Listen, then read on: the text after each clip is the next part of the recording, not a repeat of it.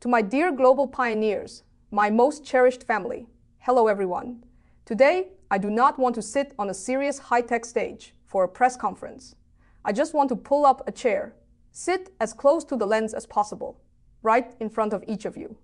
Let us chat like old friends who haven't seen each other in a long time. I looked at the calendar. Today is December 2025. Outside the window at Stanford, a long winter rain is falling. The rain drips down the red tile roofs, tapping on the ground, making a tick-tock, tick-tock sound. This sound reminds me of the passage of time and of the 7 years we have walked together. 7 years. In Western culture, there is a concept called the 7-year itch. It suggests that no matter how passionate a relationship is, after 7 years of trivialities and friction, it enters a period of fatigue, where one might even want to give up. Recently, on community message boards, in the comments section of X, and even in my private inbox, I have seen a lot of this emotion. Someone asked me, Dr. Fan, I started tapping the lightning button in 2019. I went from a college student to a father. My youth has been spent here. Tell me, how much longer must I wait? Someone said, Dr. Fan. Watching other projects rise and fall, watching friends make money and lose money on other coins. Meanwhile, the pie in my hand, although the mainnet is open, although it has a price seems far from the financial freedom I dreamed of. Should I give up? Others asked even more directly, Dr. Fan, has the core team already made enough money? Are you stalling? Do you even understand the suffering of us, ordinary people? Seeing these words, honestly, my heart feels sour and heavy. Today, I want to take off the shiny title of co-founder. I want to take off the rational shell of computer scientist. I want to answer this topic as an ordinary person. A woman who, like you, feels tired and doubts herself late at night. 7 years. Are you tired? I am tired too. But why am I still here? Yes, dear family, I am tired too. You may not be able to imagine what an emotionally draining task it is to operate a global network with tens of millions of real users. In these 7 years, Nicholas and I have hardly had a complete weekend. Our lives are filled to the brim with code, server logs, and compliance documents from all over the world. I am tired because of the invisible mental burden. Every day when I open my eyes, I have to face regulatory pressure from over 200 countries globally. The EU's MiCA regulation, the US SEC scrutiny, new anti-money laundering rules in Asia. Every change in a clause could concern the life and death of the Pi network. We must walk like we are on a tightrope, carefully ensuring this great ship does not hit a reef. I am tired because of the powerless defense in the face of misunderstanding. When we had to pause KYC approvals to protect everyone's assets and prevent bots from draining the treasury. When we had to postpone the opening of the mainnet to build a true ecosystem. The outside world was overwhelmed with curses, calling it a scam, a harvest, a pipe dream. At that time, looking at those vicious comments, I often suffered from insomnia all night. I wanted to explain, but I knew that before the results came out, all explanations were pale. I am tired because of the harsh pursuit of perfection. As a scholar, I have a rigorousness bordering on obsessive-compulsive disorder. I cannot tolerate loopholes in our system. I cannot tolerate flaws in our economic model. Every technical upgrade, every algorithm iteration, we have to test hundreds or thousands of times.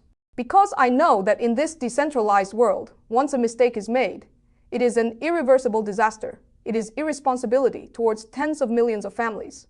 So, when you ask me, Dr. Fan, are you tired? My answer is, tired? I am very tired. I am also flesh and blood. I also wake up on a certain morning, look at the increasing gray hair in the mirror, look at the deepening wrinkles at the corners of my eyes, and ask myself, Chengdiao Fan, what are you after? Why don't you choose an easier life? With our resumes, we could totally go to Google, to Meta, take a top-tier salary, and live a comfortable 9-to-5 life. Or, 3 years ago, we could have been like those meme coin projects. Launch a coin, pump the price, cash out at the high point, and then go sunbathe on a beach in Hawaii, never caring about the mess left behind. But we didn't. Why today? 7 years later, at the end of 2025, when I already feel so tired, am I still sitting here? Why am I still excited about the next version of the Pi network? I want to give you 3 reasons.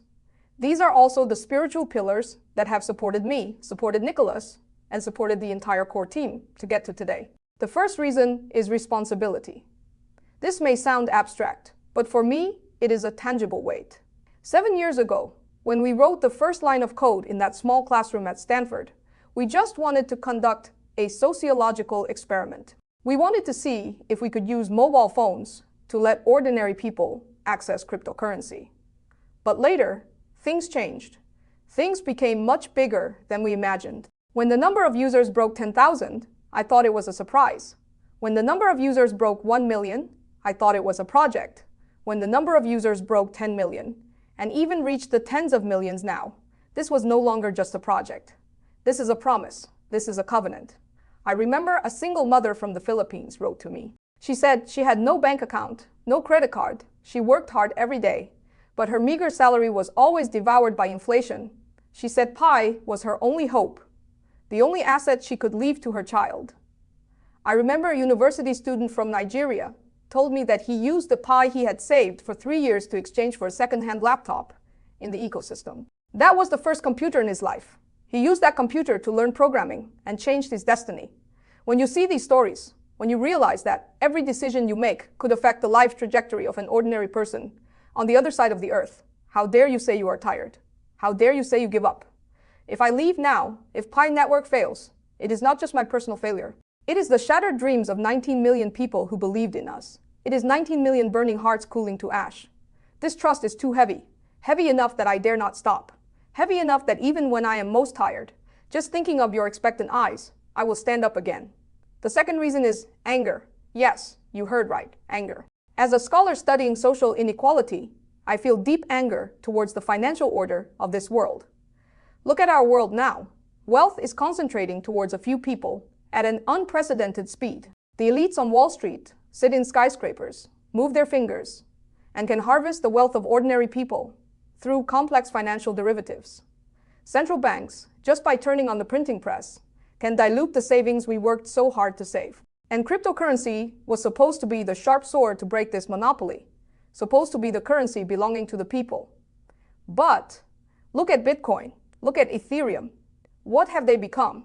They have become a new capital game. To mine Bitcoin, you need mining rigs worth tens of thousands of dollars. To play Ethereum, you need to pay high gas fees. Ordinary people are once again shut out, once again becoming bystanders. I refuse to accept this. I do not believe that technology can only serve the rich. I do not believe that ordinary people are destined to be refugees in the financial world. I stay here because I want to prove there is another way. I want to prove that we don't need expensive graphics cards. We don't need to consume the electricity of a country. We don't need profound computer knowledge. As long as there is a mobile phone, as long as there is trust between people, we can create a currency belonging to billions of people. Every single thing we have done in these 7 years is a declaration of war against the old order. We insist on one person, one account, insist on KYC, just to prevent the machines of capital from coming in to do evil. We insist on mobile mining just to let the farmer in Africa and the white-collar worker in New York stand on the same starting line. We insist on ecosystem construction, just to let currency return to the essence of payment, rather than chips for speculation. In these 7 years, we have suffered countless eye rolls and ridicule. So-called blockchain experts mocked us as mobile check-ins. Speculators on exchanges mocked us for having traffic, but no price. But now, in 2025, we did it. We built the world's largest real identity encrypted network. We let 19 million living people own on-chain wallets. This sense of achievement, this thrill of overturning the old world, cannot be bought with any amount of money, and it is also the endless fuel supporting me to keep fighting. The third reason is because I saw the future. 7 years for a person is long, but for a civilization, it is very short. Many pioneers feel tired because everyone is still using the timescale of the internet era to measure the changes of the blockchain era. Everyone is used to downloading an app today, ordering takeout tomorrow, and hailing a car the day after. This kind of speed is the speed of business models, the speed of burning money for subsidies. But Pi Network is not building an app. We are building a digital nation. We are laying the financial railroad tracks of the future. In these 7 years, we seem to walk very slowly, But in reality, we were drilling through rock, we were filling in ravines. Look at our foundation now. We possess a compliance architecture capable of passing the MiCA regulation, which is the ticket to the European financial market. We possess a massive distributed node network capable of resisting the threat of quantum computing, which is the shield for future security. We possess an identity verification system capable of interfacing with AI agents, which is the bridge to silicon-based civilization. I stay here because I know better than anyone where Pi Network stands right now. We are on the eve of an explosion. This is like the growth of bamboo. For the first 4 years, bamboo only grows a few centimeters underground, but its root system is extending madly in all directions. By the 5th year, the bamboo will grow wildly at a speed of 30 centimeters per day, growing to 15 meters high in just 6 weeks. Pi Network is that bamboo. For the past 7 years, we were taking root. We were accumulating power. We were driving the roots of trust into the soil of over 200 countries globally. Now, the Open Mainnet has launched. External connections have been opened, and the rain of the ecosystem is pouring down. I see strangers establishing trust through Pi in Blind Lounge. I see street corner coffee shops starting to accept Pi payments in StarMax. I see young people happily earning Pi in games like Run for Pi. All of this is telling me the explosion phase is coming. If at this time I leave because I am tired, then I am a deserter. I am a coward who gave up the right to see the flowers bloom. So, dear family, if you ask me, 7 years, are you tired? I will say, tired to the bone. But if you ask me, do you regret it? I will say never. Because I know that what we are doing has never been done before. We are redefining what currency is. We are redefining what value is. We are redefining what human dignity is.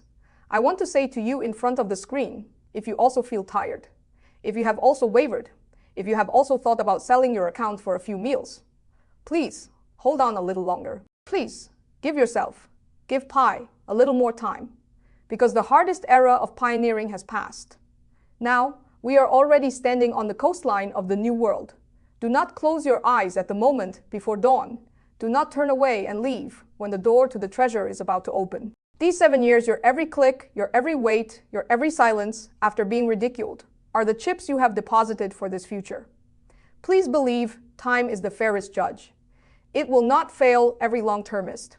I am Chung Diao Fan. I am still here. I am still in this office at Stanford. Even if my hair turns white, even if my steps become slow, I will guard this lamp, guard this network, until it illuminates the life of every single one of you. Let us wipe away the sweat, pack our bags, and continue the journey, because better scenery lies just ahead.